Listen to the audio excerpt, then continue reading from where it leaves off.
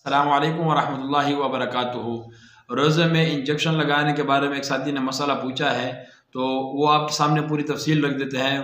Darul Uloom Deoband India का तफसीली फ़तवा, तहरीरी फ़तवा आपके सामने पढ़ कर सुनाते हैं इंशाअल्लाह। मुकम्मल तफसील इस फ़तवे के अंदर मौजूद है। ये कह रहे हैं कि इंजेक्शन के बारे में उलमाए देवबंद का फ़तवा। ये ज़ाहिर है कि इंजेक्शन का तरीक़ा अहद रिसालत सल्लल्लाहु अलैहि वसल्लम में मौजूद न था और ना आइम्मा मुज्तहिदीन रहमतुल्लाह अलैह के ज़माने में, इसलिए इसका हुक्म ना हदीस में मिल सकता है ना आइम्मा दीन के ज़माने में। इसीलिए फ़िक़्ही उसूल और कवायद और नज़रियात पर क़ियास करके ही इसका शरई हुक्म मालूम किया जा सकता है। सो इसकी वाज़ेह मिसाल ये है कि अगर किसी को बिच्छू या सांप काट ले तो मुशाहिदा है कि जहर बदन के अंदर जाता है। सांप का जहर अक्सर दिमाग ही पर असरअंदाज होता है और बाज़ जानवरों के काटने से बदन फूल जाता है, जिससे जहर अंदर जाना यकीनी हो जाता है। मगर किसी दुनिया के फ़िक़्ही आलम ने इसको मुफ़सिद सोम करार नहीं दिया। ये इंजेक्शन की वाज़ेह मिसाल है, बल्कि सुनाया गया है कि इंजेक्शन की ईजाद इसी तरह हुई है कि जहरीले जानवरों के काटने के तजर्बा करते करते इस नतीजे पर पहुँचा गया है कि दवा का फौरी असर इसी तरह बदन में पहुँचाया जा सकता है। सांप, बिच्छू और दूसरे जहरीले जानवरों के काटने को किसी ने मुफ़सिद सोम करार नहीं दिया। इसकी वजह वही हो सकती है जो बताए कि इबारत से दो बातें साबित होती हैं।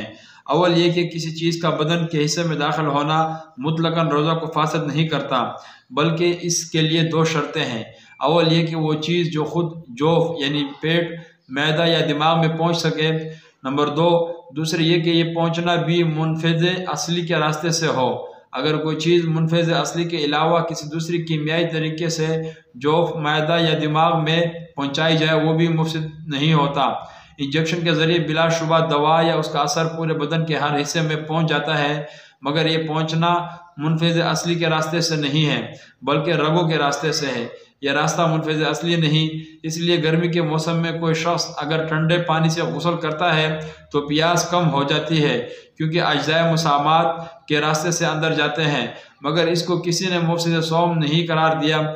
इसलिए ये शुबा भी दूर हो गया कि ग्लूकोज़ वगैरह के इंजेक्शन ऐसे हैं कि इनके ज़रिए बदन को ग़िज़ा जैसी क़ुव्वत पहुँच जाती है, इसलिए इसका हुक्म ग़िज़ा का सा होना चाहिए। जवाब वाज़ेह है कि क़ुव्वत पहुँचाना मुतलकन मुफ़सिद नहीं है, जैसा ठंडक पहुँचाना मुफ़सिद नहीं, बल्कि मुनफ़िज़ असली के रास्ते से किसी चीज़ का जोफ़े मैदा या दिमाग में पहुँचना मुफ़सिद है, वो इंजेक्शन में नहीं पाया जाता, अगरचे क़ुव्वत इससे पहुँच जाए। रोज़ा उस चीज़ से फासिद होता है जो किसी मुनफ़िज़ के ज़रिए मैदा या दिमाग में पहुँच जाए। इंजेक्शन से दवा बज़रिया मुनफ़िज़ नहीं जाती, बल्कि उरूक़ और मुसामात के ज़रिए मैदा में पहुँचती है। लिहाजा रोज़ा नहीं टूटता। बज़रिया इंजेक्शन जिस्म में दवा या ग़िज़ा पहुँचाने से रोज़ा नहीं टूटता। ये फ़तवा है दारुल उलूम देवबंद का, और इनको मौलाना अशरफ अली थानवी साहब, मौलाना एजाज़ अली साहब और मौलाना असगर हुसैन साहब, इनके दस्तखत भी हुए, और मुफ्ती शफ़ी साहब रहमतुल्लाह अलैह, इन तमाम के इस फतवे पर दस्तखत हुए हैं, और इन सब ने ये कहा है कि इंजेक्शन से रोज़ा नहीं टूटता।